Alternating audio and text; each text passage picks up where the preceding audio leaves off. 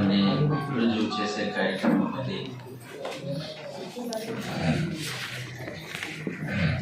యెషయా గ్రంథం 11వ అధ్యాయం చదివాం కదా, ఇప్పుడు 61వ అధ్యాయం. యెషయా గ్రంథం 61వ అధ్యాయం మొదటి నుండి. ప్రభువు యెహోవా ఆత్మ నా మీదికి వచ్చి ఉన్నది, దీనులకు సువర్తమానము ప్రకటించుటకు యెహోవా నన్ను అభిషేకించెను. నలిగిన హృదయము గల వారిని దృఢపరచుటకును, చెరలో ఉన్న వారికి విడుదలను, బంధింపబడిన వారికి విముక్తిని ప్రకటించుటకును, యెహోవా హితవత్సరమును మన దేవుని ప్రతిదండన దినమును ప్రకటించుటకును, దుఃఖాక్రాంతులందరినీ ఓదార్చుటకును, సియోనులో దుఃఖించు వారికి ఉల్లాస వస్త్రములు ధరింపజేయుటకును, బూడిదకు ప్రతిగా భూదండను, దుఃఖమునకు ప్రతిగా ఆనంద తైలమును, భారభరితమైన ఆత్మకు ప్రతిగా స్తుతి వస్త్రమును వారికిచ్చుటకు ఆయన నన్ను పంపి ఉన్నాడు. ఇది వాస్తవానికి యెషయా గ్రంథం 61వ అధ్యాయంలో ఉన్నటువంటి ప్రవచనం.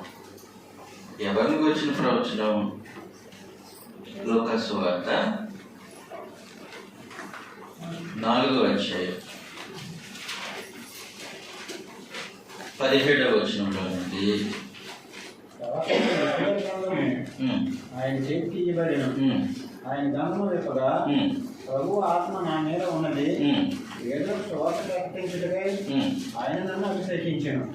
చెరలో ఉన్న వారికి విడుదలను, గుడ్డివారికి చూపును, కలుగులను ప్రకటించుటకును, నలిగిన వారిని విడిపించుటకును, ప్రభు హితవత్సరము ప్రకటించుటకును ఆయన నన్ను పంపి ఉన్నాడు. కాబట్టి ఇది ప్రభు అయిన యేసును గురించినటువంటి ప్రవచనం. ప్రభు అయిన యేసును గురించినటువంటి ప్రవచనంలో ఏమనుందనంటే, ప్రభు అయిన యెహోవా ఆత్మ నా మీదకు వచ్చి ఉన్నది. ఎప్పుడేంటి?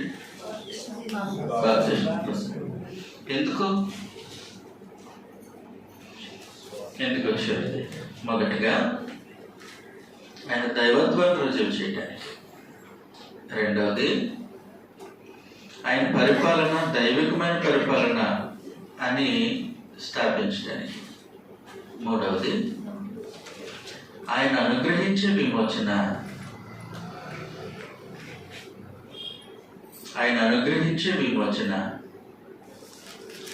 దైవికమైనటువంటి విమోచన అని స్థిరపరచడానికి. కాబట్టి ఇక్కడ ఏం జరుగుతూ ఉందనంటే, దీనులకు సువర్తమానము ప్రకటించుటకు యెహోవాను అభిషేకించి, నలిగిన హృదయము గలవారిని దృఢపరచుటకును, చెరలో ఉన్న వారికి విడుదల, బంధింపబడిన వారికి విముక్తియు ప్రకటించుటకు. ఎవరుంటారు చెరలో? పాపం చేసిన వారు పాపపు చెరలో ఉన్నారు. వారికి విమోచన దయచేయటానికి.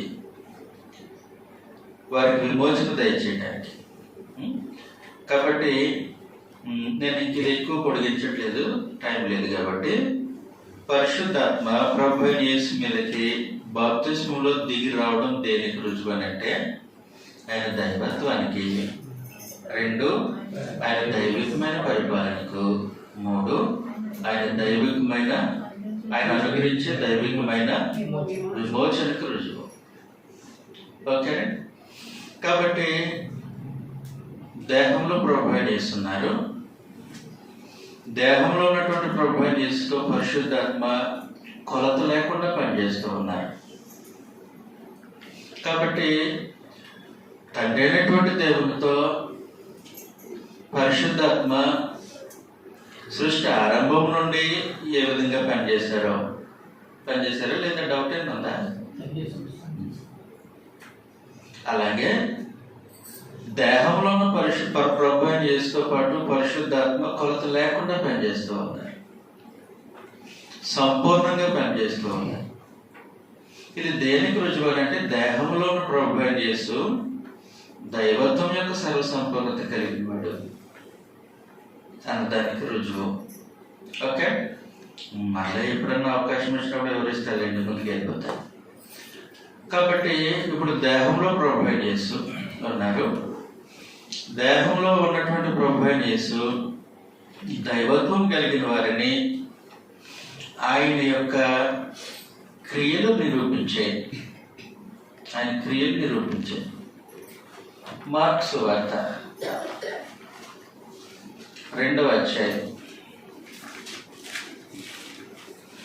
మార్కు సువార్త 2వ అధ్యాయం మొదటి నుండి మనం సంగతిని చూస్తాం.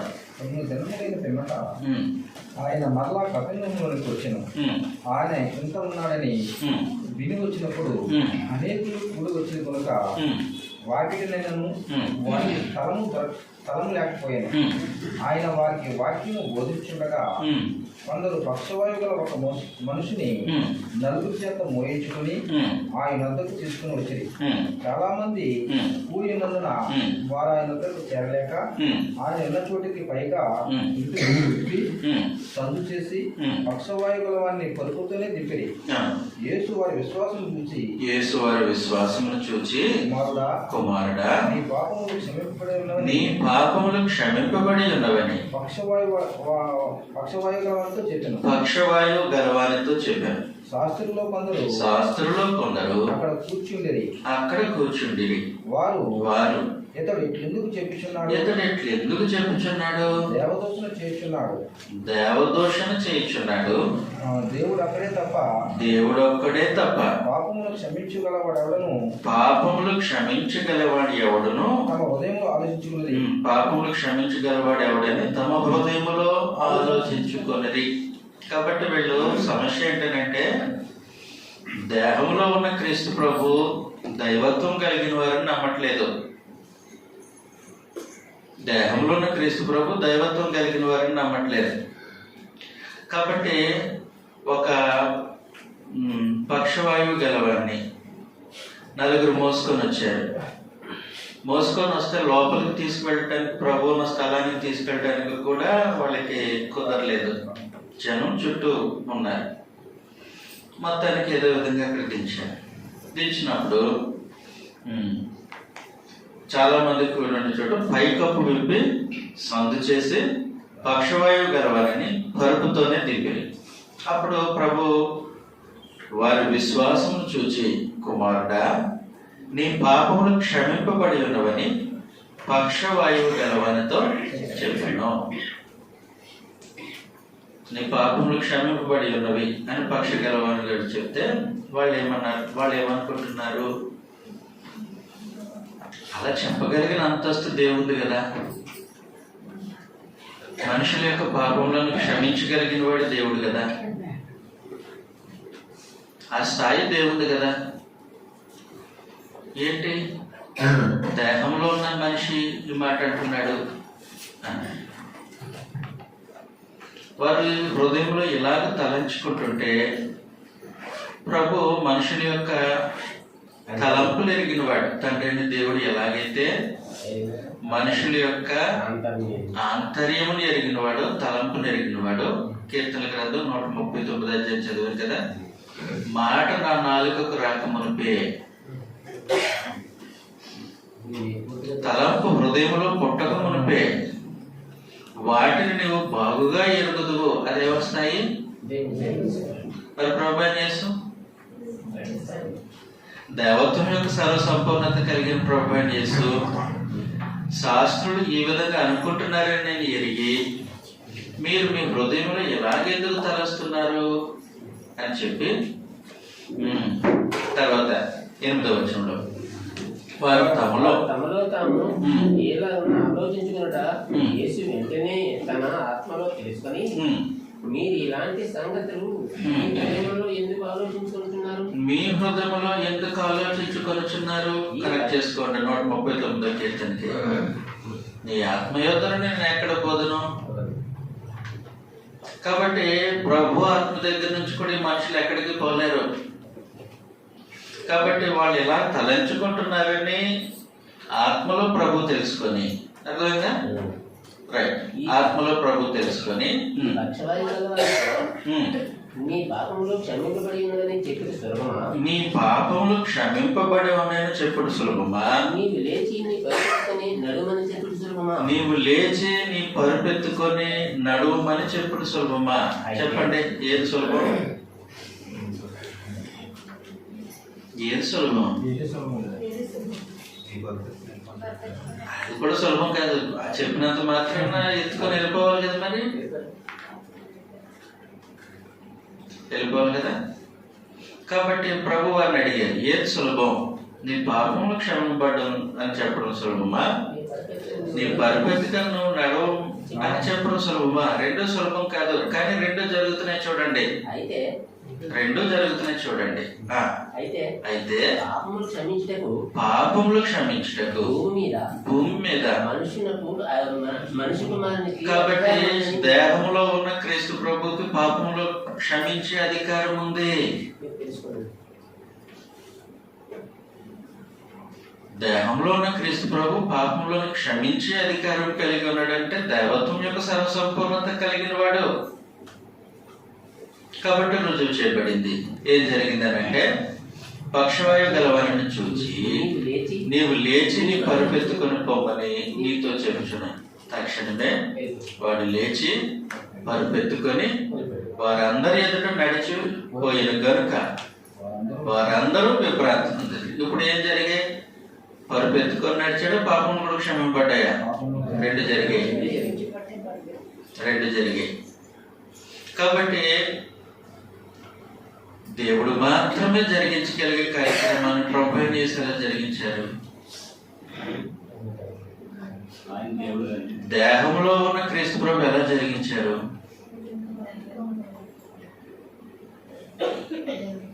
దైవత్వం యొక్క సర్వసంపూర్ణత శరీరంగా క్రీస్తునందు నివసించుచున్నది. కాబట్టి దేహంలో ఉన్న క్రీస్తు ప్రభు సంపూర్ణ దైవత్వం కలిగిన వారు. దేహంలో ఉన్న క్రీస్తు ప్రభు పరిపూర్ణమైన దైవత్వం కలిగిన వారు. కాబట్టి నిత్యత్వంలో పరిపూర్ణమైన దైవత్వం, సృష్టి ఆదిలో పరిపూర్ణమైనటువంటి దైవత్వం, శరీరం ధరించుకొని కృపా సత్య సంపూర్ణుడిగా వారి మధ్య నివసించినప్పుడు కూడా పరిపూర్ణమైనటువంటి దైవత్వంలో ప్రభు యేసు జీవించారన్నమాట. అర్థమవుతుంది కదా. కాబట్టి ప్రభు యేసు తన దైవత్వాన్ని ఇలా క్లైమ్ చేశారు. యోహాను సువార్త ఇప్పుడు క్రియల్లో చూపించారు కదా, ఆయన మాటల్లో కూడా క్లైమ్ చేశారు. చదువుతాం. యోహాను సువార్త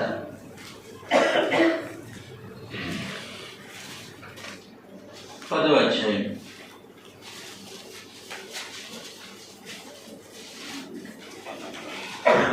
30వ వచనంలో నుండి నేనును తండ్రియును ఏకమై ఉన్నామని వారితో చెప్పాను. కాబట్టి ప్రభు ఏమన్నారనంటే, జాగ్రత్తగా చూద్దాం. ఆయన అన్నమాట ఏంటి? నేను తండ్రి ఏకమై ఉన్నాం అని అన్నారు. ఇది తెలుగులో మనకి ఇలాగే ఉంది, కానీ గ్రీక్లో మూల భాషలో న్యూట్రల్ వాడాడు. దాని భావం ఏంటనంటే, తండ్రి ఎట్టువాడు నేను కూడా అట్టువాడినై ఉన్నాను అని భావం. నేను తండ్రి ఏకమై ఉన్నామనంటే తండ్రి ఎలాంటి వారు, నేను కూడా అట్టువాడినై ఉన్నాను అనేది దాని భావం. కాబట్టి వెంటనే అర్థమైపోయింది, తను దేవుడిని చెప్పుకున్నాడు. తండ్రి ఎట్టువాడు నేను అట్టువాడినే అన్నప్పుడు యూదులు ఆ సంగతిని గ్రహించి ఏమంటూ ఉన్నారని అంటే, చదివేసేద్దాం ఇప్పుడు జాగ్రత్తగా. 30వ వచనం. యేసు తండ్రి యొద్ద నుండి అనేకమైన మంచి 30 చదువుదాం సార్. 30 నేను తండ్రిను ఏకమై ఉన్నామని వారితో చెప్పాను. యూదులు ఆయనను కొట్టవాలని మరలా రాళ్ళు చేతపట్టుకునేలా. ఏంటంటే ఈ మాట అంటే కొట్టాలా? నేను తండ్రి ఏకమై ఉన్నాం, ఆ మాట అనగానే యూదులు కొట్టాలా? రాళ్ళు ఎత్తుకొని కొట్టాలనుకున్నారంట, రాళ్ళతో కొట్టాలనుకున్నారు. ఏమర్థమైంది యూదులకి? ఈయనేం చెప్పాడు అది అర్థమైంది యూదులకి. క్రొత్తగా ఏం అర్థం కాలే. ఆయన ఏమై ఉన్నారు అదే సంగతి చెప్పారు యూదులకి. నేను తండ్రి ఏకమై ఉన్నాం. తండ్రి ఎట్టువాడు, నేను కూడా ఎట్టువాడినే. తండ్రి ఎలాగో దైవత్వం కలిగిన వారో ఆయన యొక్క దైవత్వం యొక్క సర్వసంపూర్ణత నేను కలిగి ఉన్నాను అనేది భావం. రోమీయులకు రాసినటువంటి పత్రిక 1:19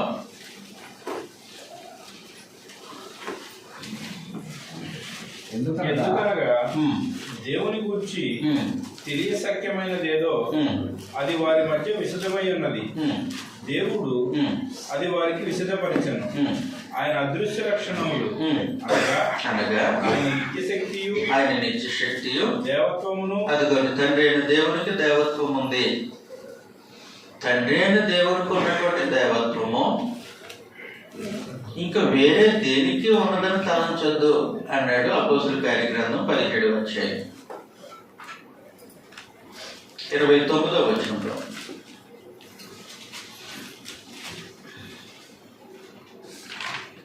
అపోస్తుల కార్యగ్రంథం 17 కాబట్టి మనము దేవుని సంతానమై ఉండి మనుషుల సంస్కార కల్పన వలన మలచబడిన బంగారమునైనను వెండినైనను రాతినైనను దేవత్వము పోలికదని తలంపకూడదు. కాబట్టి తండ్రి అయినటువంటి దేవునికి ఉన్నటువంటి దైవత్వము వెండి రాతి వీటితో చేయబడినటువంటి వాటికి ఉన్నదని తలంచొద్దు. దేవత్వం పోలేదని తలంచొద్దు. కానీ ప్రభు అయిన యేసుకు దేవత్వం ఉందని తలంచొచ్చు. ఇబ్బంది ఏమి లేదు. కాబట్టి కొలస్సీలకు రాసినటువంటి పత్రిక 2:9 కొలస్సీలకు రాసినటువంటి పత్రిక 2:9 ఎలయనగా దేవత్వం యొక్క సర్వపరిపూర్ణత 100% శరీరముగా క్రీస్తునందు నివసించుచున్నది. కాబట్టి దేవత్వం యొక్క సర్వసంపూర్ణత క్రీస్తు ప్రభు యొక్క శరీరంలో ఉంది. శరీరధారి అయినటువంటి క్రీస్తు ప్రభు దేవత్వం యొక్క సర్వసంపూర్ణత కలిగినవాడు. కాబట్టి ఆయన మాత్రం ఇలాగనటానికి సరిపోతుంది. ఏమంటానికి? నేను తండ్రి ఏకమై ఉన్నాం అంటే నేను ఎట్టువాడినో తండ్రి కూడా ఎట్టువాడే. తండ్రి ఎట్టువారో నేను కూడా ఎట్టువాడినే అన్నారు. వెంటనే రాళ్ళు ఏరేసారు, పట్టుకొని ఎక్కడ దొరుకుతున్న రాళ్ళు ఎత్తేసారు. అప్పుడు ప్రభు అన్నారు, చదువుతాం.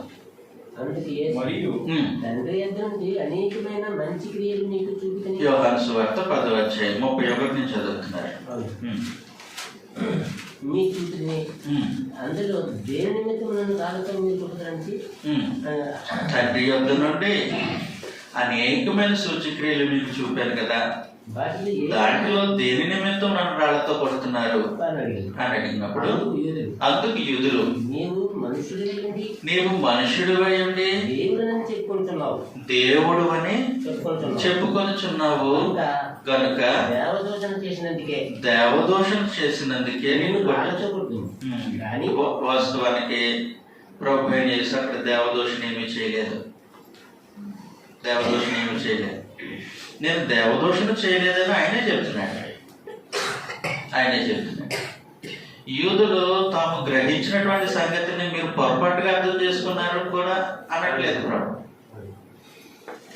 నువ్వు మనుషుడు అయి ఉండి దేవుడిని చెప్పుకుంటున్నావు, అందుకే నేను రాళ్ళతో కొట్టాలనుకుంటున్నాను అని అన్నాడు.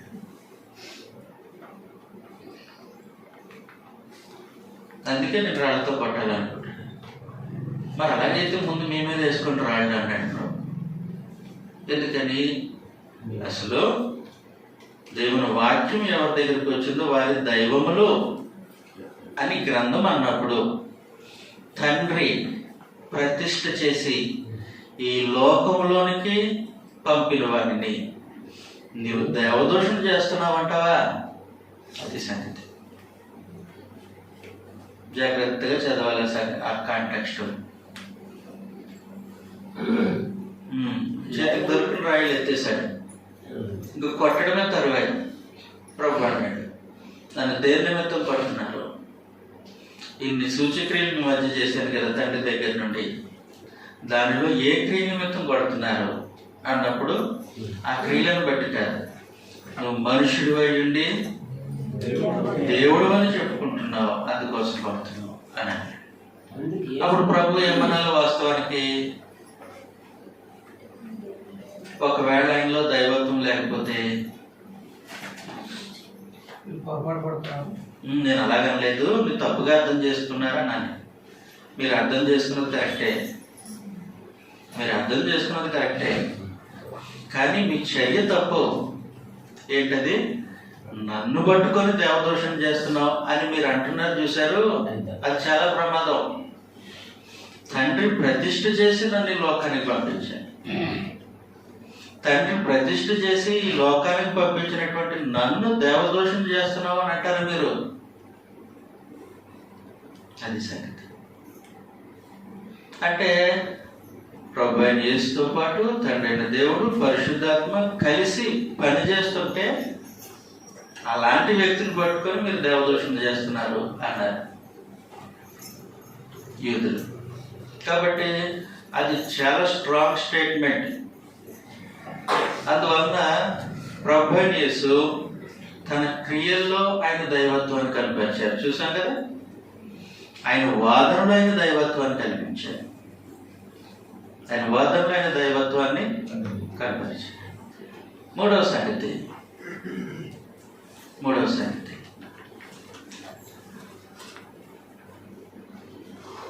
యోహాను సువార్తలోనే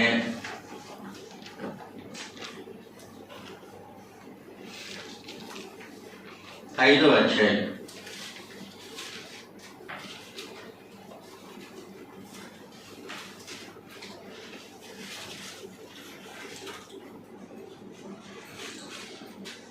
10వ వచనంలో నుండి, ఆ దినము విశ్రాంతి దినము కనుక యూదులు ఇది విశ్రాంతి దినము కదా, నీవు నీ కొరకు నెత్తుకున్న అని స్వస్థత నుండి మనతో చెప్పి, అందుకు వాడు, నన్ను స్వస్థపరిచిన వాడు నీ పరుపెత్తుకుని నడవమని నాతో చెప్పమని.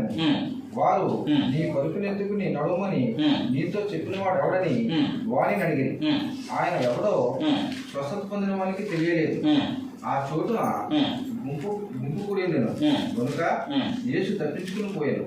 అటు తర్వాత యేసు దేవాలయంలో వారిని చూసి, ఇదిగో స్వస్థత నొందితివి, మరి ఎక్కువ కీడు నీ కడుక్కున్నట్లు ఇక్కడ పాపము చేయకుమని చెప్పగా, అంటే గత పాపం క్షమించినట్టే కదా. వాడు వెళ్ళి తను స్వస్థపరిచిన వాడు యేసు అని యూదులకు తెలియజెప్పాను. ఈ కార్యములను విశ్రాంతి దినమున చేసినందున యూదులు యేసు నిశ్చయించిరి. అయితే యేసు నా తండ్రి ఇదివరకు పని చేయుచున్నాడు, నేను చేయుచున్నానని వారికి ఉత్తరమిచ్చాను.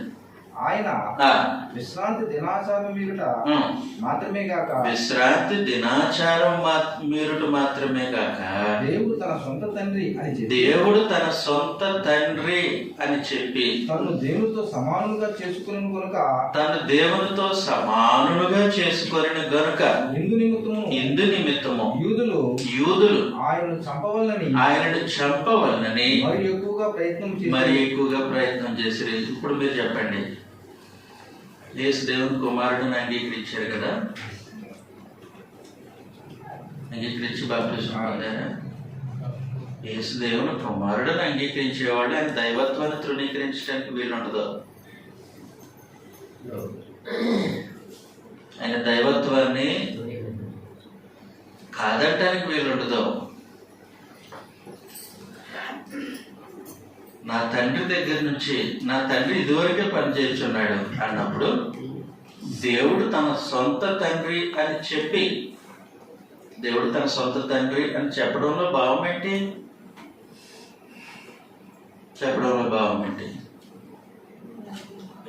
తను దేవునితో సమానంగా చేసుకుంటున్నాడు. అంటే తండ్రి అయినటువంటి దేవునికి ఎలాంటి దైవత్వం ఉందో ఆ పరిపూర్ణమైనటువంటి దైవత్వం ఈయనకు ఉంది. కాబట్టి ఈయన మాత్రమే అనటానికి అర్హుడు. ఏమని? నా సొంత తండ్రి. దేవుడు కూడా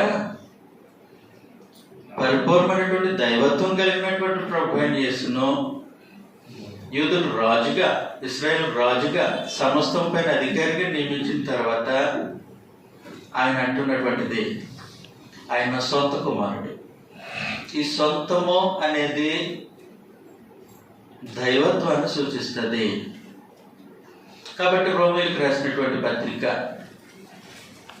8వ అధ్యాయం తండ్రి ప్రభు అంటున్నాడు, ఈయన సొంత తండ్రి అంటున్నాడు. రోమీయులకు రాసిన పత్రిక 8వ అధ్యాయం 3వ వచనంలో నుండి, శరీరము అనుసరింపక ఆత్మ అనుసరించే నడుచుకుని మన యందు ధర్మశాస్త్ర సంబంధమైన నీతి విధి నెరవేర్చబడవలని పాప పరిహార నిమిత్తము దేవుడు తన సొంత కుమారుని ఏంటి సొంతం? ఆయనేమో నా సొంత తండ్రి అంట. పరిశుద్ధాత్మ ప్రభు అయిన యేసుని గురించి ఈయన సొంత కుమారుడు అంటారు. సొంతం ఏంటి?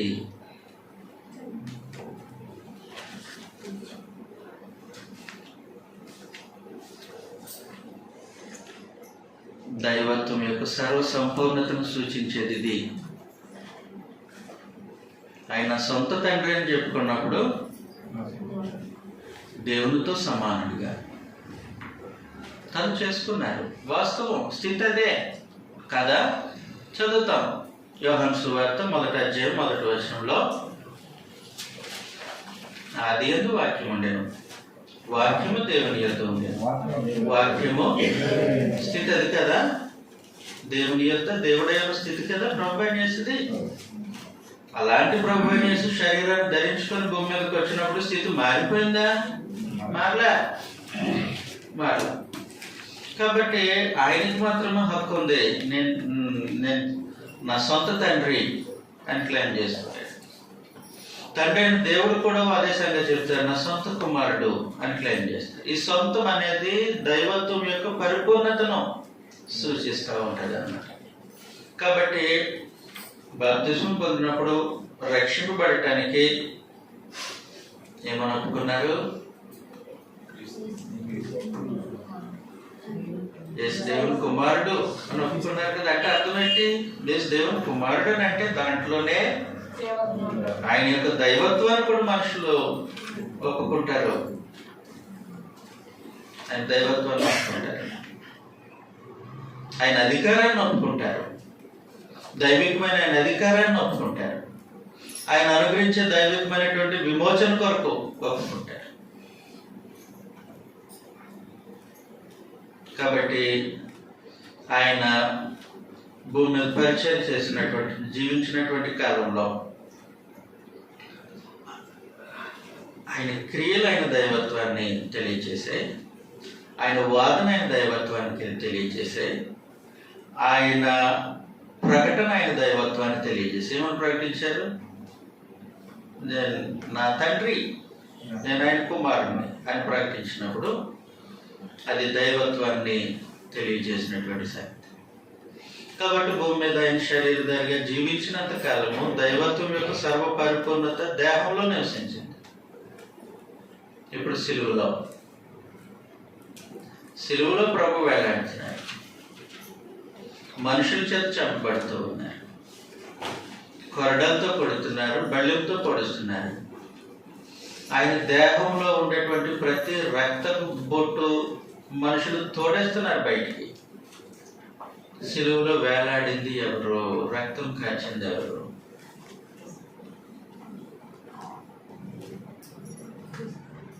కేవలం నరుడా? దైవత్వం యొక్క సర్వ సంపూర్ణత కలిగిన వాడా? కాబట్టి అపోస్తలుల కార్యగ్రంథం 20వ అధ్యాయం మనుషులను విమోచించడం కొరకు ఆయన కాచినటువంటి రక్తం 28వ అధ్యాయం దేవుడు తన స్వరక్తం ఇచ్చి సంపాదించిన తన సంఘమును కాయుటకు పరిశుద్ధాత్మ మిమ్మును దేనియందు అధ్యక్షులుగా ఉంచెను. కాబట్టి దేవుడు అన్నాడు, దైవత్వం యొక్క సర్వ సంపూర్ణత కలిగినటువంటి వ్యక్తి భూమి ఆకాశాల మధ్యలో శిలువ పైన వేలాడుతూ ఉన్నప్పుడు ఆయన శరీరంలో నుండి కారిన రక్తం దేవుడు తన స్వరక్తం ఇచ్చి సంపాదించింది. దేవుడు తన స్వరక్తాన్ని కార్చారు అని క్లెయిమ్ చేశారు. తెలివైన ధైర్యయ్యారు. ఈ మధ్యన పుట్టినట్లో చూడండి, అనేక ప్రాచీన వ్రతుల్లో ప్రభు అని ఉంది. ప్రభు అంటే దేవుని కుమారుడే కదా.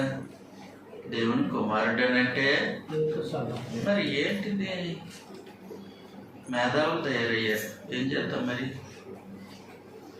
అనేక ప్రాచీన ప్రతులు ఒకటికొకటి కాంట్రవర్సీ కాదు.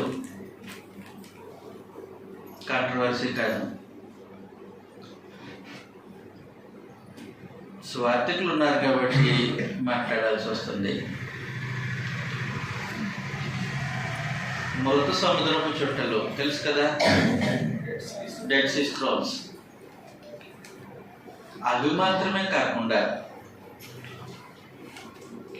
ఇంకా 5,000కు పైగా ప్రాచీన ప్రతులు దొరికాయి. ఏంటండి? 5,000కు పైగా ప్రాచీన ప్రతులు దొరికాయి. అన్నీ క్రీస్తు ప్రభు దైవత్వాన్ని సూచిస్తూ ఉన్నాయి. మత్తయి, మార్కు, లూకా ఈ సువార్తలన్నీ కూడా ప్రతులు. కాపీరైట్ చేస్తారు కదా. అలాగూ ఒక 5,000 కన్నా ఎక్కువ ఉన్నాయి ఈరోజు మాన్యుస్క్రిప్ట్స్. కాబట్టి వాటి భావం అంతా క్రోడీకరించి అనేక ప్రాచీన ప్రతుల్లో అంటాడు ట్రాన్స్లేటర్ ఎందుకు భావంతో అన్నాడు గ్రహించుకోండి, కింద పుట్టినాడు చూడు అంటాడు. చాలా జాగ్రత్తగా మాట్లాడాల్సి ఉంటుంది క్రీస్తు ప్రభు దైవత్వం గురించి. దేవుడు తన స్వరక్తం ఇచ్చి సంపాదించారు మనల్ని. ఏ దేవుడు? సిలువలో వేలాడినటువంటి దేవుడు, దైవత్వం యొక్క సర్వ సంపూర్ణత కలిగిన ప్రభు అయిన యేసు, దేవునితో సమానమైన ప్రభు అయిన యేసు శరీరాన్ని ధరించుకొని భూమి మీదకి వచ్చిన తర్వాత ఆయన పొడిస్తే రక్తం కారింది. ఆ కాచినటువంటి రక్తంతో మనల్ని సంపాదించుకున్నాడు ప్రభు. కాబట్టి సిలువలో వేలాడుతున్నటువంటి క్రీస్తు ప్రభు దైవత్వం ఉంది. ఆయనకి పరిపూర్ణంగా దైవత్వం ఉంది. దీన్ని నమ్మరు. ఎవరు నమ్మరంటే గ్రీకు తత్వవేత్తలు నమ్మరు. ఏం చెప్తూ ఉంటారనంటే వాళ్ళు, యేసు అనే ఒక మంచి వ్యక్తి యూదుల్లో జన్మించాడు. ఆయన బాప్తిసం పొందినప్పుడు క్రీస్తు ఆయనలోనే ప్రవేశించారు. కాబట్టి యేసు క్రీస్తు కలిసి ఉన్నారు. 3.5 సంవత్సరాలు అద్భుతాలు చేశారు, మహత్కార్యాలు చేశారు, సూచక్రియలు చేశారు. తర్వాత సిలువ వేయబడుతున్నప్పుడు గెత్సేమనే తోటలో ప్రభువును బంధించినప్పుడు యేసును బంధించారు. క్రీస్తు వెళ్ళిపోయాడు అప్పటికే. కాబట్టి యేసును తీసుకొని వెళ్ళి సిలువ వేశాడు అని కథ చెప్పారు. గ్రంథం అంటుంది, సిలువలో వేలాడిన ఆ యేసే క్రీస్తు అని ఒప్పుకోకపోతే నీకు రక్షణ ఉండదు. యోహాను సువార్త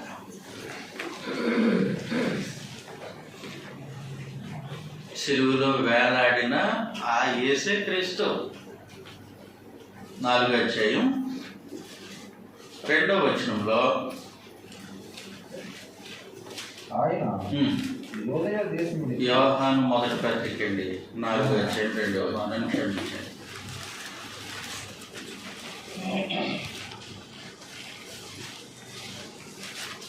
యేసుక్రీస్తు శరీరధారి వచ్చనని ఏ ఆత్మ ఒప్పుకొనునో అది దేవుని సంబంధమైనది. కాబట్టి యేసు క్రీస్తు శరీరధారి అయి వచ్చెను.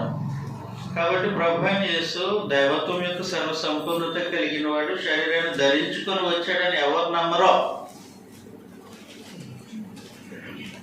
ఎవరు నమ్ముతారు? నమ్మిన వారు దేవుని సంబంధులు, నమ్మని వారు ఆయన సంబంధులు కాదు. కాబట్టి దేహంలో ఉన్నటువంటి క్రీస్తు ప్రభు సంపూర్ణమైనటువంటి దైవత్వం కలిగిన వారు. సంపూర్ణమైనటువంటి దైవత్వం కలిగిన వారు సిలువలో తన రక్తాన్ని కార్చారు. కాబట్టి అది దైవికమైన రక్తం. దైవికమైన రక్తం. ఆ రక్తం అమూల్యమైనటువంటి రక్తం. భూమి మీద అలాంటి రక్తం ఇంకొక చోట దొరకదు. అందుకే 1 పేతురు పత్రిక 1వ అధ్యాయం 19వ వచనంలో అమూల్యమైన రక్తము చేత, అమూల్యమైన రక్తము చేత అనగా నిర్దోషమును నిష్కళంకమగు గొర్రె పిల్ల వంటి క్రీస్తు రక్తము చేత విమోచింపబడితిరని మీరు ఎరుగుదురు కదా. కాబట్టి ఆయన దైవత్వం యొక్క సర్వ సంపూర్ణత కలిగినటువంటి ఆయన దేహంలో నుండి ప్రవహించినటువంటి రక్తం అమూల్యమైన రక్తం. అది మాత్రమే మనుషుల యొక్క పాపముల నుండి విమోచించటానికి సరిపోయింది. ఆ రక్తం మాత్రమే మనుషులను వారి పాపముల నుండి విమోచించగలదు. ఇంకా వేరే ఏ పదార్థం కూడా భూమి మీద మనుషుల యొక్క పాపం నుండి మనుషులను విమోచించడం సాధ్యం కాదు. అనేక సార్లు మీకు చెప్పినట్టు మరలా ఇంకొకసారి మీరు ముందు ఇది ప్రస్తావిస్తాను. మీకా గ్రంథం 6వ అధ్యాయం. ఒకసారి ఒక మనిషి చేసినటువంటి పాపానికి దేవుని సముఖంలో ప్రాయశ్చిత్తంగా సమర్పించడానికి ఎంత ఖర్చు అవుతుంది? మీకా గ్రంథం 6వ అధ్యాయం 6వ వచనంలో ఏమి తీసుకొని వచ్చి నేను యెహోవాను దర్శింతును. ఏమి తీసుకొని వచ్చి మహోన్నతుడైన దేవుని సన్నిధిని నమస్కారం చేతును. దహన బలులను ఏడాది దూడలను అర్పించి దర్శించునా. వేల కొలది పొట్టేళ్లను వేలాది నదులంత విస్తారమైన తైలమును ఆయనకు సంతోషము కలుగజేయున నా అతిక్రమమునకై నా జ్యేష్ఠ పుత్రుని నేను ఇస్తున్నా. నా పాప పరిహారమునకై నా గర్భఫలమును నేను ఇస్తున్నా. చివరికి పాప పరిహారం కొరకు గర్భఫలాన్ని ఇచ్చిన పాపం పోదు, పాపం కడిగివేయబడదు. ఎవరు పాపం? ఒక వ్యక్తి ఒకసారి చేసినటువంటి పాపానికి. మరి ఒక వ్యక్తి జీవితకాలం చేసిన పాపాలకి ఎంత ఇవ్వాలి? అలాంటిది భూమి మీద ఎంతమంది మనుషులు ఉన్నారో. ఏదైనా తోట మొదలుకొని ప్రభువైన యేసు రెండోసారి ప్రత్యక్షం అయ్యేంత వరకు ఎంతమంది మనుషులు పుడతారో చెప్పడానికి వీలుండదు. ఇప్పుడు సజీవులుగా ఉన్నవాళ్ళు 140 కోట్లు, మరణించిన వారు 8,000 కోట్లు, భవిష్యత్తులో పుట్టేవారు 8,000 కోట్లు తెలియదు. ఇంతమంది మనుషులు వారి పాపములకు ప్రాయశ్చిత్తముగా చెల్లించడానికి సరైన పదార్థం భూమి మీద ఏదైనా ఉందంటే ఏదీ లేదు. ఇంతమంది మానవ కోటికి వారి విమోచనకు సరిపడేటువంటి రక్తం క్రీస్తు ప్రభు దేహంలో మాత్రమే ఉంది. దైవత్వం యొక్క సర్వ సంపూర్ణత కలిగిన ప్రభు అయిన యేసు యొక్క దేహంలో ప్రవహించినటువంటి రక్తం అది. ఆ రక్తంతో మనుషులను విమోచించాడు ప్రభు. ఆ రక్తంతో మనలను విమోచించారు, మన పూర్వీకులను విమోచించారు, మన తర్వాత తరాలను కూడా విమోచిస్తారు. కాబట్టి దేవుడు తన స్వరక్తం ఇచ్చి సంపాదించినటువంటి సంఘము అని అన్నారు అనమాట.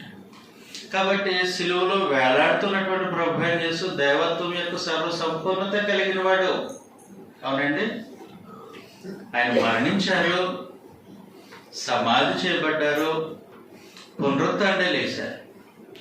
పునరుత్థానం లేచినటువంటి ప్రభు ఏం చేస్తున్నో దేవుడు తన కుడిపార్శ్వమునకు హెచ్చించుకొని ఇలాగన్నారు. కీర్తనల గ్రంథం 110వ అధ్యాయం 1 నుండి.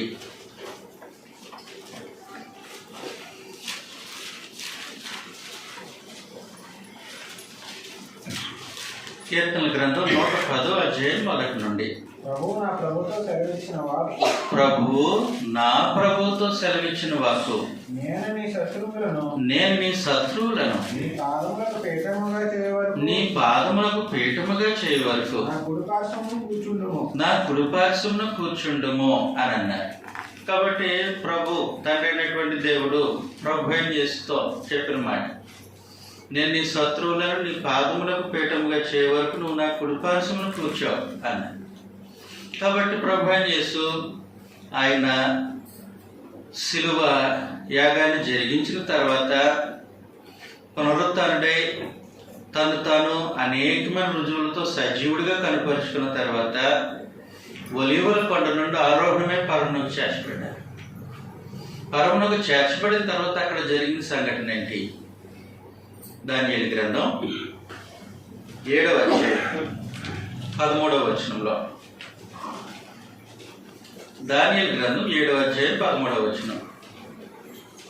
రాత్రి కలిగిన దర్శనములను నేను ఇంకా చూస్తుండగా ఆకాశ మేఘారూఢుడై మనుష్య కుమారుని పోలినప్పుడు వచ్చి ఆ మహావృద్ధుడగు వాని సన్నిధిని ప్రవేశించి ఆయన సముఖమునకు తేబడెను. సకల జనులను అదిగోండి, సకల జనులను రాష్ట్రములను ఆయా భాషలు మాట్లాడువారును ఆయనను సేవించినట్లు ప్రభుత్వమును మహిమయు ఆధిపత్యమును ఆయనకు ఇయ్యబడెను. కాబట్టి పరమునకు చేర్చబడినటువంటి ప్రభు అయిన యేసు సర్వాధికారం పొందినవాడే దేవుని కుడిపార్శ్వమున ఆసీనుడై ఉన్నారు. ఈ సంగతిని ముందుగానే దావీదుకి దేవుడు వాగ్దానం చేశారు. వాగ్దానం చేసి ప్రభు అయిన యేసు కూర్చునే ఆ సింహాసనం యొక్క ఔన్నత్యాన్ని, స్థితిని కీర్తనల గ్రంథం 82వ అధ్యాయంలో వివరించారు. కీర్తనల గ్రంథం 82వ అధ్యాయం చెప్పాను కదా, 89. కీర్తనల గ్రంథం 89వ అధ్యాయం 35వ వచనంలో అతని సంతానము శాశ్వతముగా ఉండిననియు అదిగోండి అతని సింహాసనము సూర్యుడు ఉన్నంత కాలం నా సన్నిధిని ఉండుననియు చంద్రుడు ఉన్నంత కాలం అది నిలుచుననియు మెంట నుండి సాక్షి నమ్మకముగా ఉండడు. కాబట్టి శాశ్వతమైనటువంటి శాశ్వతమైన సింహాసనం పైన దేవుడు తన రాజును ప్రభు అయిన యేసును ఆసీనుడిగా చేసి ఉన్నాడు. లూకాసు వార్త 1వ అధ్యాయం 32వ వచనంలో దావీదు సింహాసనం శాశ్వతమైనది, అది దేవుని సింహాసనం అని గతంలో చెప్పాను కదండి, మనం మాట్లాడుకున్నాం. ఆయన గొప్పవాడై సర్వోన్నతుని కుమారుడు అనబడును. ప్రభువైన దేవుడు ఆయన తండ్రి అయిన దావీదు సింహాసనము. ఎలాంటి సింహాసనం? సూర్యుడున్నంత కాలం, చంద్రుడున్నంత కాలం, శాశ్వత కాలం ఉండే సింహాసనాన్ని ఆయనకి దేవుడు క్రీస్తు ప్రభుకి ఇచ్చారు. ఆయన మృతుల్లో నుండి లేచిన తర్వాత ఇప్పుడు ప్రభు చేసి సింహాసనాసీనుడా? పరలోకమందు భూమి మీద సర్వాధికారం ఇవ్వబడింది. ఇప్పుడు సింహాసనాసీనుడు ప్రభు చేసి దైవత్వం కలిగిన వాడా? డౌటేం అవసరం లేదు. తండ్రి దేవుడే తెలియజేసేసారు ఆ సంగతిని. హెబ్రీయులకు రాసిన పత్రిక,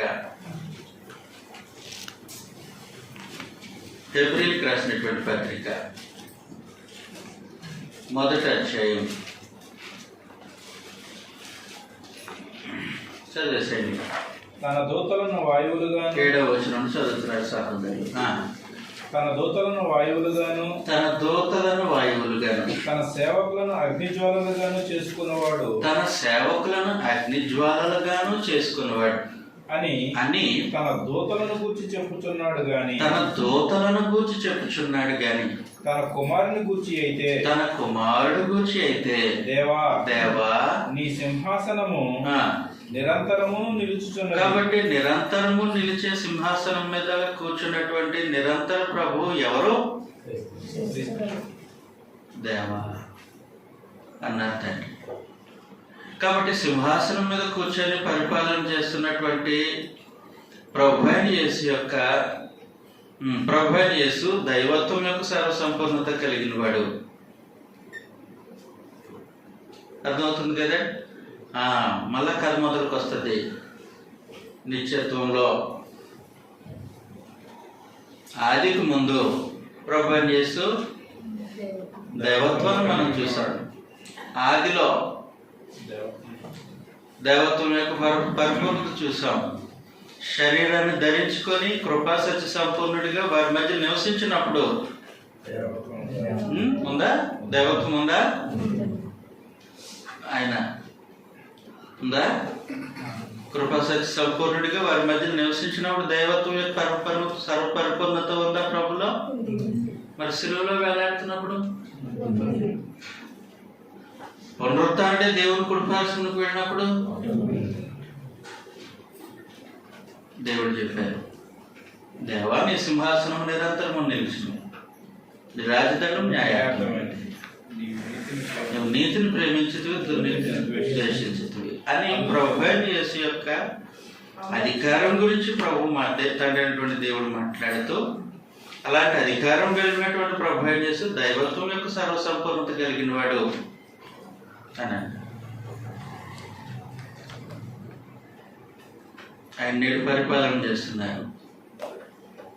అదే మనం విశ్వసించి రక్షింపబడ్డాం. దేవుడు నియమించినటువంటి ప్రభువును మన ప్రభువుగా అంగీకరించాం. కాబట్టి బాప్తిస్మలో మనం రక్షింపబడ్డాం, మన పాపములు కడిగివేయబడ్డాయి. పరిపాలన చేస్తున్నటువంటి ఆయన దైవత్వం యొక్క సర్వసంపూర్ణత కలిగినవాడు. ఆయన రెండోసారి ప్రత్యక్షం అవుతారా? అవుతారు. చదువుతాం ఈ సంగతిని మనం. రెండో తెస్సలోనిక పత్రిక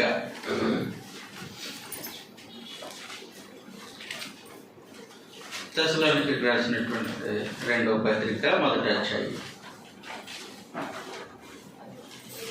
6వ వచనంలో నుండి ప్రభువైన యేసు తన ప్రభావం కనపరచు దూతలతో కూడా పరలోకం నుండి అగ్నిజ్వాలలో ప్రత్యక్షమై, కాబట్టి పరలోకం నుండి ఆయన ప్రత్యక్షం అవుతారు అగ్నిజ్వాలలో. దేవుని ఎరగని వారికి, మన ప్రభువైన యేసు సువార్తకు లోబడిన వారికి ప్రతిదండన చేయనప్పుడు కాబట్టి ఆయనను నమ్మని వారికి ప్రతిదండన చేయటానికి, ఆయనను విశ్వసించిన వారికి ప్రతిఫలం ఇవ్వటానికి ఆయన ప్రత్యక్షం అవుతారు. రెండోసారి ప్రత్యక్షం అవుతారు. ఫిబ్రవరికి రాసినటువంటి పత్రిక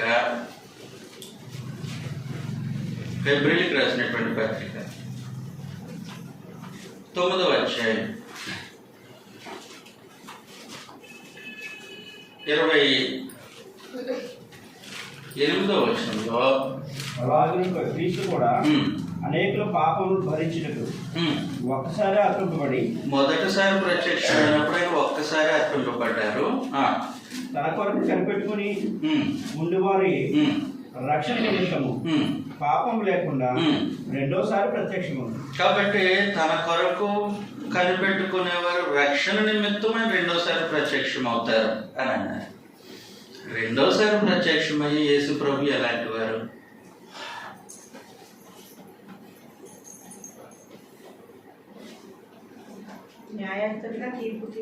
కరెక్టే.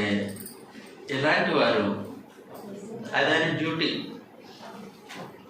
న్యాయపతిగా తీర్పు చేర్చడం, సింహాసనం మీద కూర్చోడం, మనం న్యాయపేట మీద ప్రత్యక్షం, ఇదంతా జరిగే కార్యక్రమం. అదే డ్యూటీ. ఎలా ప్రత్యక్షం అవుతారు? ఇబ్బంది ఏమి లేదు. దేవత్వం యొక్క సర్వ పరిపూర్ణత కలిగిన వాళ్ళ ప్రత్యక్షం అవుతారు. తీతు పత్రిక 2వ అధ్యాయం 13వ వచనంలో అనగా మహాదేవుడును 12 చదివేసేయండి. మనము భక్తిహీనతను ఇహలోక సంబంధమైన దురాశలను విసర్జించి శుభప్రదమైన నిరీక్షణ నిమిత్తము అనగా మహాదేవుడును మన రక్షకుడునైన యేసుక్రీస్తు మహిమ యొక్క ప్రత్యక్షత కొరకు ఇద్దరు కాదు, ఒకరే. మహాదేవుడు మన రక్షకుడైన యేసుక్రీస్తు. ఒకరి గురించి మాట్లాడే మాట అది ప్రభువైన యేసు గురించి చెప్పిన సంగతి. ఏ ప్రభువైన యేసు? ప్రత్యక్షమయ్యే ప్రభువైన యేసు. ప్రత్యక్షమయ్యే ప్రభువైన యేసు దైవత్వం యొక్క సర్వసంపూర్ణత కలిగిన వాడు. కాబట్టి ఆయన మహాదేవుడు ప్రత్యక్షమయ్యేది.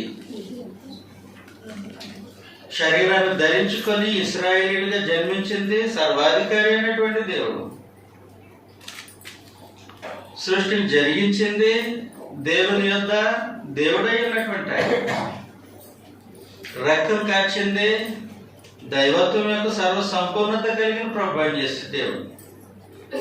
కాబట్టి క్రీస్తు ప్రభు యొక్క దైవత్వము ఏనాడు ఆయనకు దూరంగా లేదు. ఆయన శరీరాన్ని ధరించుకొని రాకముందు పరిపూర్ణమైన దైవత్వం కలిగిన వారు, శరీరాన్ని ధరించుకొని భూమి మీదకి వచ్చినప్పుడు పరిపూర్ణమైన దైవత్వం కలిగిన వారు, శిలువలో మరణించినప్పుడు పరిపూర్ణమైన దైవత్వం కలిగిన వారు, ఆరోహణమై సింహాసనం మీద ఆసీనుడైనప్పుడు పరిపూర్ణమైన దైవత్వం కలిగిన వారు, రెండోసారి ప్రత్యక్షమైనప్పుడు కూడా ఏ సమయంలోనైనా దైవత్వం లేని ప్రభు అనేసి మీకు కనిపించాడా?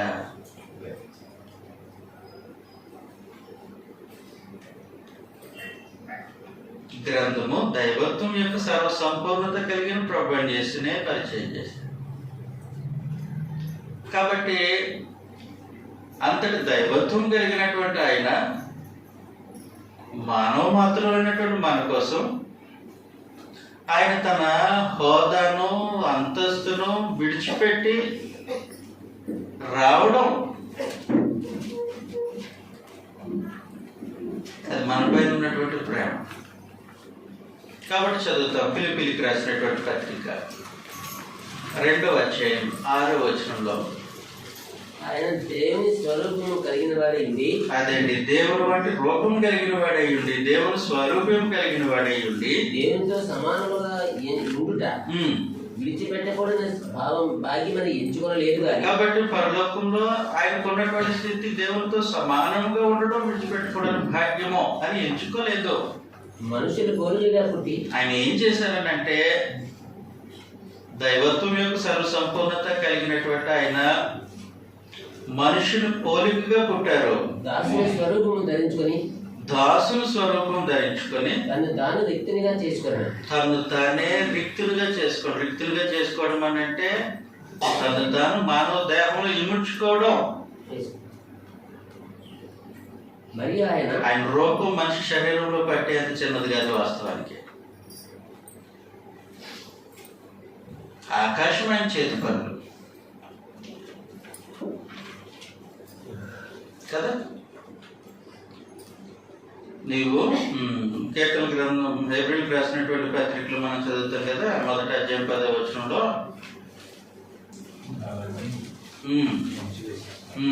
చదువునా, ప్రభువా నీవు ఆదియందు భూమికి పునాది వేసితివి. ఆ భూమికి పునాది వేసింది ఆకాశములు కూడా నీ చేతి పనులే. ఆకాశములు కూడా తన చేతి పనిగా సృష్టించినటువంటి ఆయన మానవ దేహంలో తను నిముడ్చుకోవడమా, ఆకారం మనుషుడిగా కనపడ్డమా, ఆకారం లేనటువంటి ఆయన ఒక ఆకారంలో కనపడ్డమా, దాన్ని ఇన్కార్నేషన్ అని అంటాం. క్రీస్తు ప్రభు మన కోసం జరిగించినటువంటి అద్భుతమైన కార్యక్రమం అది. ఆయన ఆకారం ముందు మనుషుడిగా కనబడ్డాడు. ఆకారం ఉంది అసలు ఆయనకి? ఉండదు.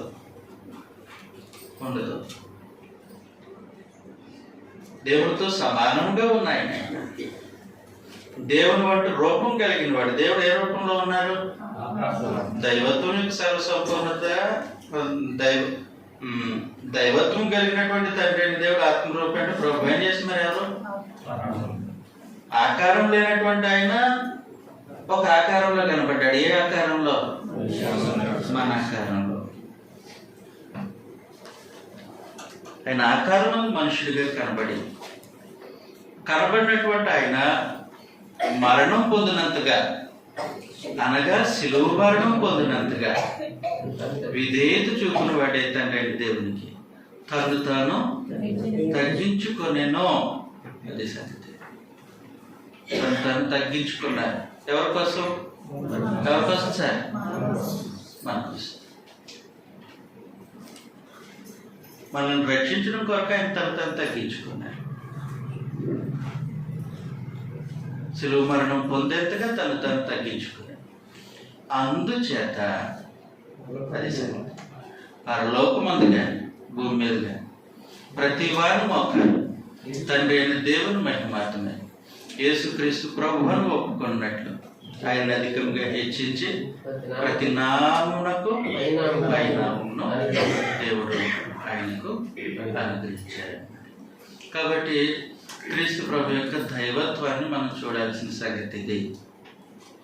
అయితే ఒక సంగతి, దైవత్వం యొక్క సర్వసంపూర్ణత కలిగిన వాడు ప్రభు యేసు కరెక్టు. కానీ ఆయన మనకు నిబంధన దేవుడు కాదు. మనతో నిబంధన చేసిన దేవుడు ఎవరు? మనం ఆరాధించే దేవుడు ఎవరు? మన ఆరాధన కోరుకున్నది ఎవరు? మన యాజకత్వాన్ని స్వీకరించే దేవుడు ఎవరు? అర్థమవుతుంది కదండి.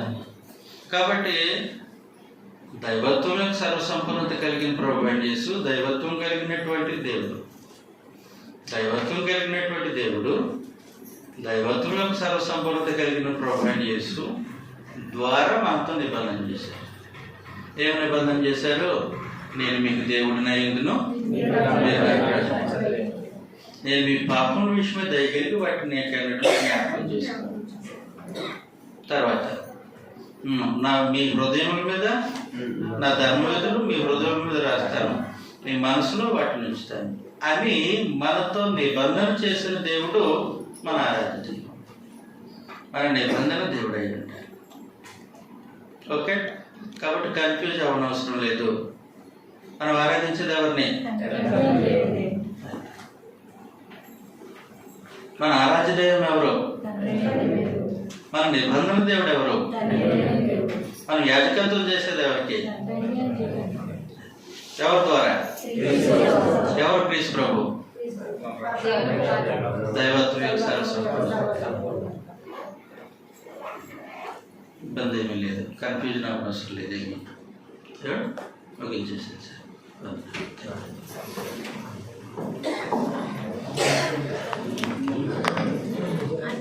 నేను దేవుని కుమారుడని ఒప్పుకున్నానండి అంటే అర్థం ఏంటి? ఆయన దైవత్వాన్ని అంగీకరిస్తేనే ఆయన దేవుని కుమారుడుగా